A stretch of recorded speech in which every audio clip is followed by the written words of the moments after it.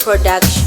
Rootman, Tatoshika, Lyrical Magician, Yom Tarabinku, Yo Infinity, Magic.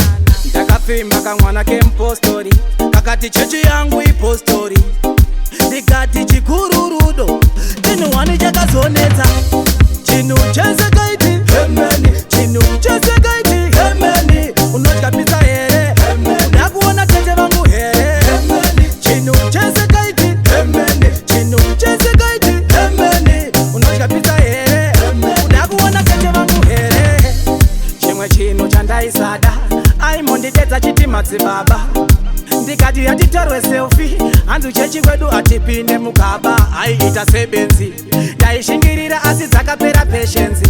Ndakamboti kuteni kwedu kune party, akauya akapfeka kemenzi.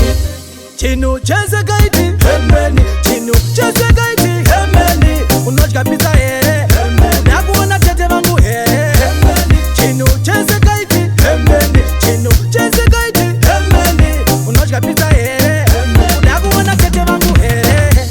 Ndakamuti ende kumuvi, zvikanzi kutechi kwedu atibvumudzwe kuona TV. Ndikati mtemo yenyu yakawandisa, atifunge ndikaikwanisa. Ndakarova tsoka ndibereke, zvirinani utsvage kwenyu kukereke. Chinu chese kaiti, hemeni. Chinu chese kaiti, hemeni. Unotya pizza here, hemeni. Ndakuona tete vangu here, hemeni. Chinu chese kaiti, hemeni. Chinu chese kaiti, hemeni. Unotya pizza here, hemeni. Ndakuona tete vangu here. Chimwe chino chandaisada, aimonditedza chitimatsi baba. Ndikati yatitorwe selfie, hanzu chechi kwedu atipinde mukaba. Aiita sebenzi, ndaishingirira asi dzakapera patience. Ndakamboti kuteni kwedu kune party, akauya akapfeka kemenzi. Chinu chese kaiti, hemeni. Chinu chese kaiti, hemeni. Unotya pizza here, hemeni. Ndakuona tete vangu here, hemeni. Chinu chese kaiti, hemeni. Chinu chese kaiti, hemeni. Unotya pizza here, hemeni. Ndakuona tete vangu here.